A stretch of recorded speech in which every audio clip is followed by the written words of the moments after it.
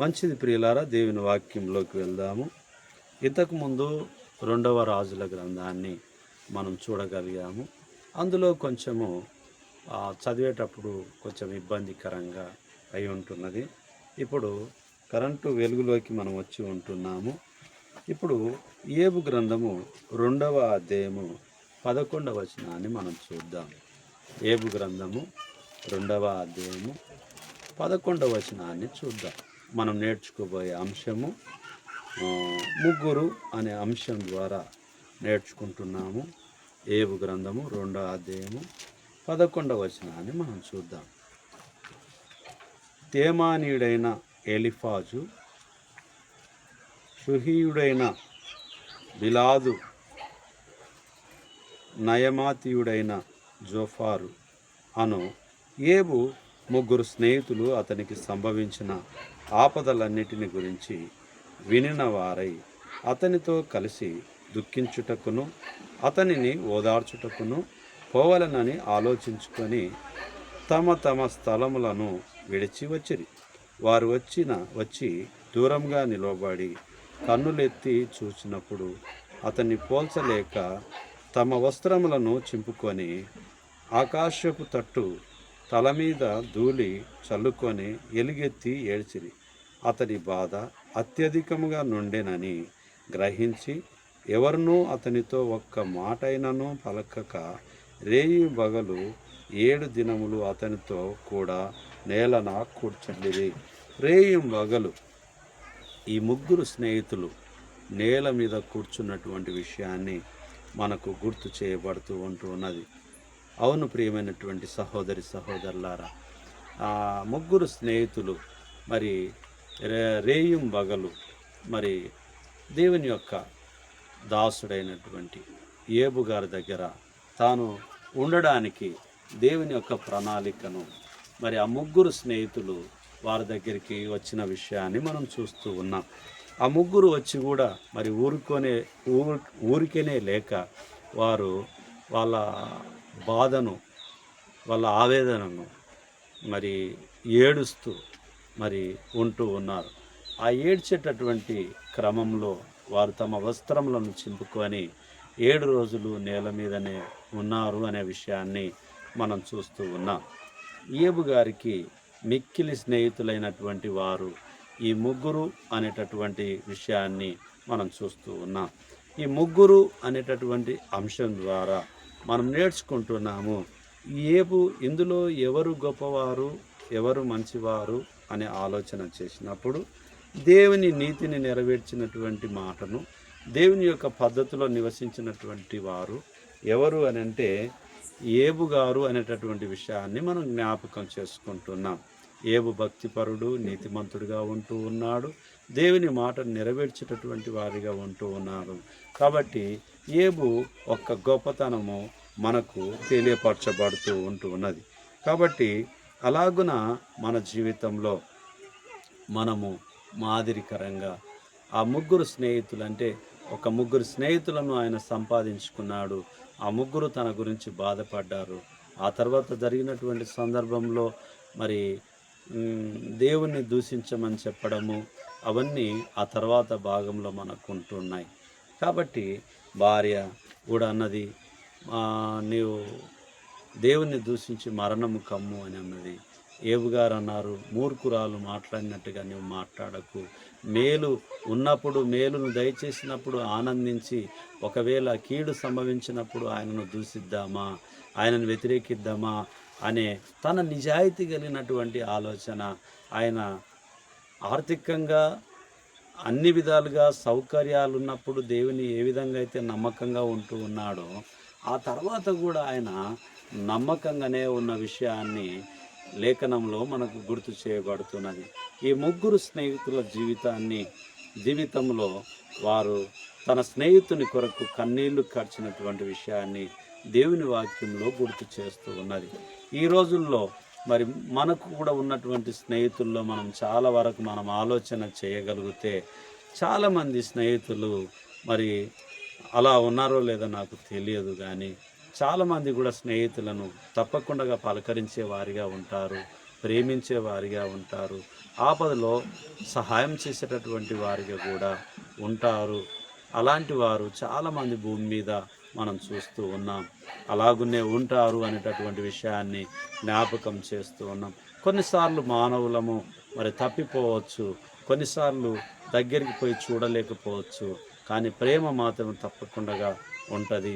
ఈ ముగ్గురు స్నేహితులు ఏబు గారిని అలా ప్రేమతో చూడడానికి వెళ్ళి అతని బాధలో వారు బాధను అనుభవించి మరి వారు ఎంతగానో కన్నీరు పెట్టుకున్నట్టుగా, వేదన పడినట్టుగా ఈ లేఖనంలో మనము చూస్తూ ఉన్నాం.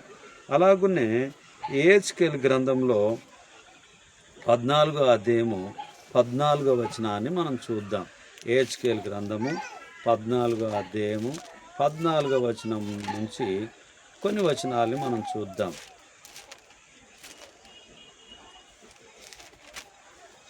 14 నుంచి కొన్ని వచనాల్ని మనం చూద్దాం. నోహవును దానియేలును ఏబును ఈ ముగ్గురు అట్టి దేశంలో నుండినను వారు తమ నీతి చేత తమ్మును మాత్రమే రక్షించుకొందురు. ఇదే ప్రభువగు యెహోవా వాక్కు. బాటసారులు సంచరింపకుండా ఆ దేశపు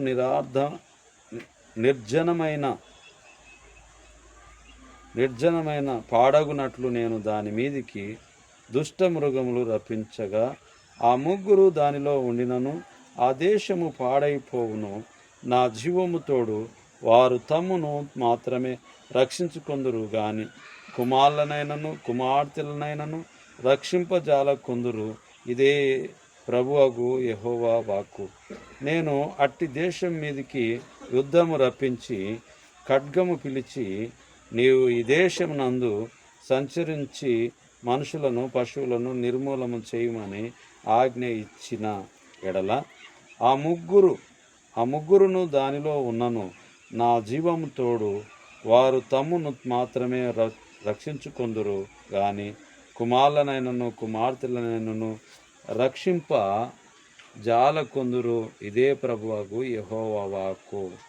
ఈ మాటల్ని మనం చూసినప్పుడు మరి 12వ వచనం నుంచి చూసినప్పుడు, మరియు యెహోవా వాక్కు నాకు ప్రత్యక్షమై ఇలాగ సెలవిచ్చెను, నరపుత్రుడా, ఏ దేశమైతే విశ్వాసఘాతకమై నా దృష్టికి పాపము చేసినదో దానికి నేను విరోధినై పానాధారముకు ఆహారము లేకుండా చేసి కరువు పంపించి మనుషులను పశువులను నిర్మూలము చేయుదును. నోహవు దానియేలును ఏబును ఈ ముగ్గురు అట్టి దేశంలో నుండినను వారు తమ నీతి చేత తమ్మును మాత్రమే రక్షించుకొందురు. ఒకవేళ ఏబు గారు, మోషే గారు, నోహవు గారు ముగ్గురు ఇలాంటి వారు ఆ దేశంలో ఉండినా కూడా ఆ దేశంలో వారిని మాత్రమే రక్షిస్తాను, వారి పిల్లలను నిర్మూలము చేస్తాను అనేటటువంటి విషయాన్ని మరి యెహోవా వాక్కు, ప్రభు అయినటువంటి దేవుని వాక్కు మనకు తెలియపరచబడుతూ ఉన్నది. అంటే దీని అర్థం ఏమిటి అని అంటే, ఎవరికి వారు రక్షణ అవసరమై ఉంటూ ఉన్నది. ఆ పడవలో ప్రయాణం చేసినప్పుడు మరి కుటుంబం అంతా రక్షింపబడి ఉన్నది. మరి అలాగనే ఆ తర్వాత ఇప్పుడు రక్షణ మన నోటితో ఒప్పుకోవాల్సి ఉంటున్నది. యేసు ప్రభు అని ఒప్పుకోవాలి, హృదయమందు విశ్వసించాలి, మారు మనసు పొందాలి, నమ్మి బాప్తిసం తీసుకోవాలి. మరి నోటితో ఒప్పుకోవాలి, హృదయమందు విశ్వసించాలి, నమ్మి బాప్తిసం పొందాలి, మారు మనసు పొందాలి, మరణం వరకు నమ్మకంగా ఉండాలి. రక్షణ అనేటటువంటిది యేసుక్రీస్తు నందు ఉన్నది అనేటటువంటి విషయాన్ని మనం జ్ఞాపకం చేసుకోవాలి. దేవుని మాటలు పరిశుద్ధ గ్రంథంలో ఏవైతే రాసి ఉంచబడి ఉంటున్నాయో ఆ మాటలన్నీ కూడా మనము జ్ఞాపకం చేసుకుంటూ ముందుకు వెళుతూ ఉంటున్నాం ఈ రాత్రి కాలమందు. అలాగునే యెహెజ్కేలు గ్రంథానికి వెళ్దాము. 3వ అధ్యాయము 12వ వచనాన్ని చూద్దాం. యెహెజ్కేలు గ్రంథం 3వ అధ్యాయం 12వ వచనాన్ని చూద్దాము. 3:12 ఆత్మలో ఆత్మ నన్నెత్తుకొని పోగా యెహోవా ప్రభావమునకు స్తోత్రము కలుగునుగాక అను శబ్దము ఒకటి ఆయన ఉన్న స్థలము నుండి ఆర్భాటముతో నా వెనుక పలుకుట నేను వింటిని. మరియు ఆ జంతువుల రెక్కలు ఒకదానికొకటి తగులుకొనుట వలన కలుగు చప్పుడును వాటి ప్రక్కనున్న చక్రముల ధ్వనియు గొప్ప సందడి జరుగుచున్నట్లుగా నాకు వినబడెను. ఇక్కడ మనం ఆలోచన చేసినప్పుడు మరి ఆత్మ మరి చెప్తున్నటువంటి విషయాన్ని మనము చూస్తూ ఉన్నాం. అలాగునే దానియేలు గ్రంథము 6వ అధ్యాయము మరి 2వ వచనాన్ని కూడా మనం చూద్దాం. దానియేలు గ్రంథము 6వ అధ్యాయము 2వ వచనాన్ని మనం చూద్దాం ప్రియులారా.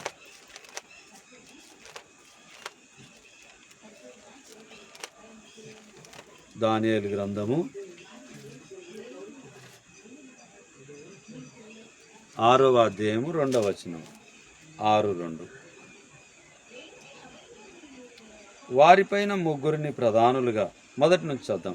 తన రాజ్యమంతటి పైన అధిపతులుగా ఉండుటకై 120 మంది అధిపతులను నియమించుటకు దర్యావేస్తునకు ఇష్టమాయను. వారిపైన ముగ్గురిని ప్రధానులుగా నియమించెను. ఆ ముగ్గురిలో దానియేలు ముఖ్యుడు. రాజునకు నష్టము కలగకుండానట్లు ఆ అధిపతులు తప్పకుండా వీరికి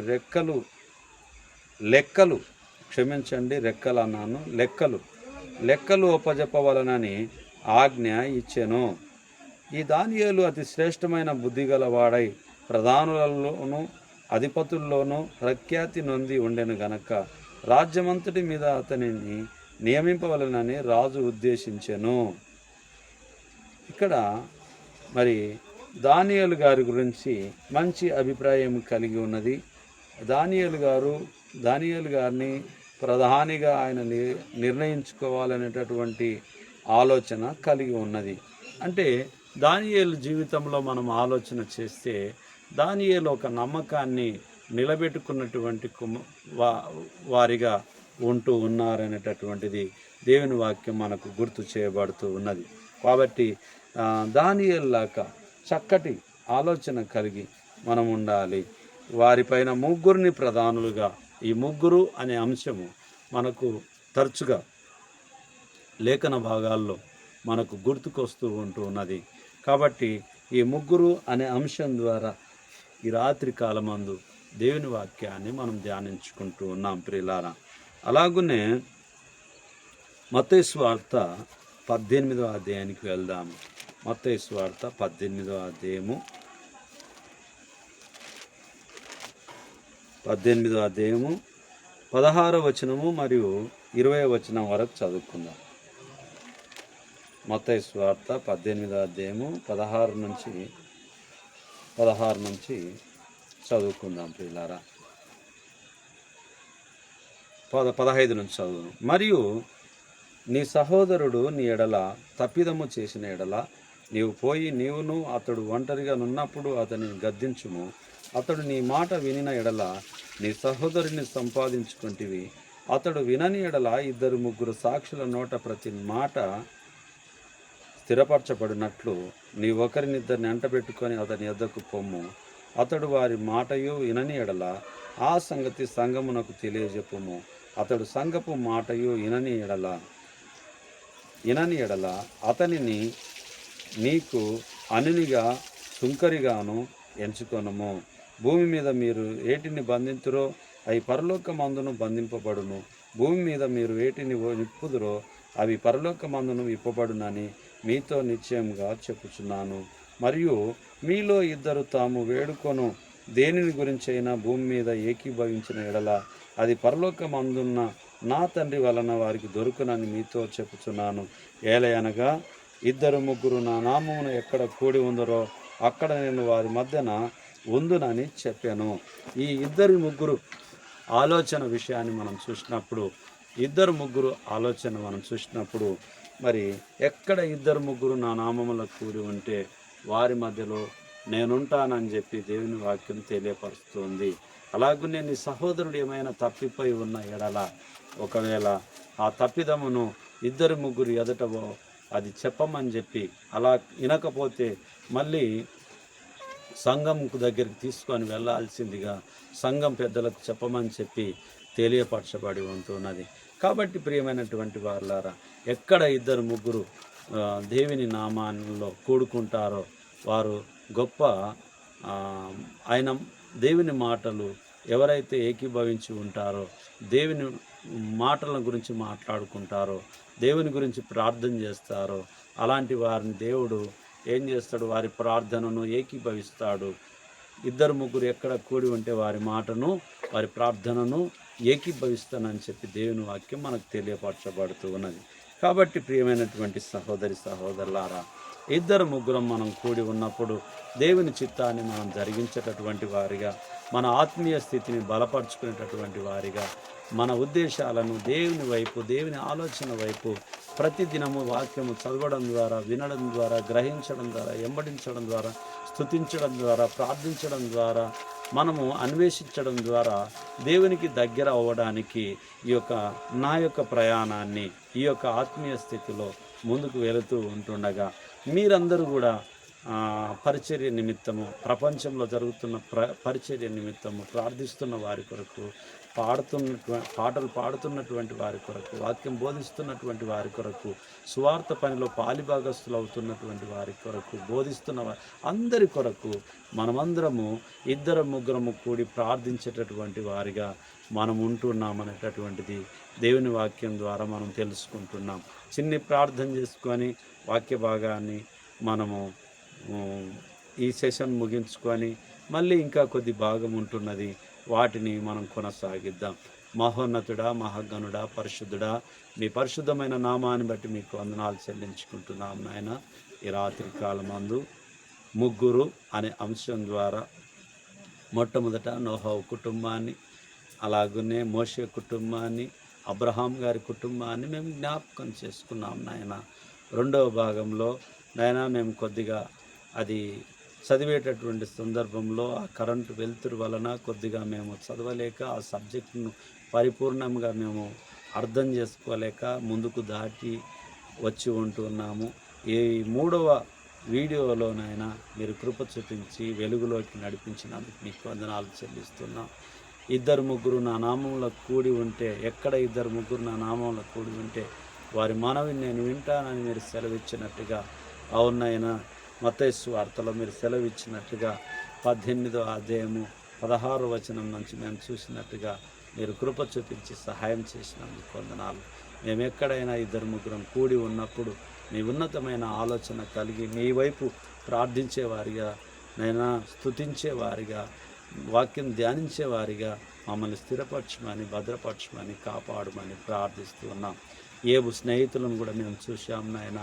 వారు తన స్నేహితుని కలిగిన బాధ నుంచి ఎంతో వేదన పొంది కన్నీళ్లు కార్చి బట్టలు చింపుకొని 7 రోజులు వాళ్ళు నేల మీదనే అలాగనే ఉంటూ ఉన్నారనే విషయాన్ని మేము చూశాము. అనేక విషయాలనైనా మేము వాక్యం చదువుట ద్వారా, వినుట ద్వారా, గ్రహించుట ద్వారా, చదువుట ద్వారా మేము నేర్చుకొని ఉంటూ ఉన్నాం. మా ప్రియులందరూ కూడా చాలా జ్ఞానవంతులై ఉంటున్నారు, నాకన్నా పెద్దవాళ్ళై ఉంటున్నారు, నేర్చుకున్న వారై ఉంటున్నారు, ఆత్మీయ స్థితిలో బలంగా ఉన్నవారై ఉంటూ ఉన్నారు. అయినా వారందరినీ మీరు జ్ఞాపకం చేసుకొని దీవించమని ప్రార్థిస్తున్నాం. ఎవరైతే ఇంకా బలహీనులుగా ఉంటూ ఉన్నారో దేవుని వాక్యంలో అయినా మీరు బలపరచమని ప్రార్థిస్తూ ఉన్నాం. ఫిలిప్పీ 4:13లో మీరు చెప్పబడినట్టుగా నన్ను బలపరచు అని ఎందు నేను సమస్తము చేయగలనని మీరు సెలవిచ్చి ఉంటున్నారు. నీ దాసుల కుటుంబాన్ని, నీ దాసుని కుటుంబాన్ని మీరు జ్ఞాపకం చేసుకొని, ప్రజలందరినీ మీరు జ్ఞాపకం చేసుకొని దీవించమని ప్రార్థిస్తున్నాం. నిన్నటి దినాన జరిగినటువంటి ఎన్నికల్లోనైనా మీరు తెలంగాణ రాష్ట్ర వ్యాప్తంగా అయినా ఎవరిని మీరు ఎంపిక చేసుకోబోతున్నారో ప్రజల తీర్పు ద్వారా, ప్రజల ఓటు ద్వారా మాకు తెలియదు. కానీ అయినా మీ చిత్త ప్రకారమైన నాయకులను నాయన మాకు ఇస్తున్నందుకు మీకు వందనాలు చెల్లించుకుంటున్నాం నాయన. రేపటి దినాన మరి ఎలక్షన్లో మరి వేసిన ఓట్లను లెక్కిస్తూ ఉంటుండగా ఎలాంటి సమస్యలు, గొడవలు, సతమతలు లేకుండగా నాయన వాటిని నాయన లెక్కించడానికి మీరు తగిన జాగ్రత్తలు తీసుకోవడానికి అధికారులకు, అనధికారులకు మీ జ్ఞానము చొప్పున నడిపించమని ప్రార్థిస్తూ ఉన్నాం. అలాగనే లోకంలో ఉన్నటువంటి కార్యకర్తలైనా అనేకమైనటువంటి పార్టీలు కలిగినటువంటి దేశంలో మేము ఉంటూ ఉన్నాం. అందరూ నాయన సమన్వయాన్ని పాటిస్తూ ప్రజలు ఇచ్చిన తీర్పును గౌరవిస్తూ ముందున్నటువంటి వాటి కొరకు ప్రయాణం చేయడానికి మీరు కృప చూపించి సహాయం చేయమని మా రాష్ట్రాన్ని, మా రాష్ట్ర పరిపాలన చేస్తున్న మా అధికారులను, నాయకులను నాయనా మీరు దీవించి ఆశీర్వదించి మీ చిత్తం మా పట్ల నెరవేర్చి నాయనా మా యందు మీరును నాయనా మా యందు మీ యొక్క ప్రేమను ఎల్లడిపరుస్తూ చూపిస్తున్న ప్రతి ప్రేమను బట్టి మీ వందనాలు చెల్లిస్తూ ఈ మనవులు మీ కుమారుడు మా ప్రాణరక్షకుడు నజరేయుడైన యేసుక్రీస్తు అతి పరిశుద్ధమైన నామంలో బ్రతిమాలి అడిగి వేడుకొని ప్రార్థించుచున్నాము తండ్రి. ఆమేన్. వందనాలు.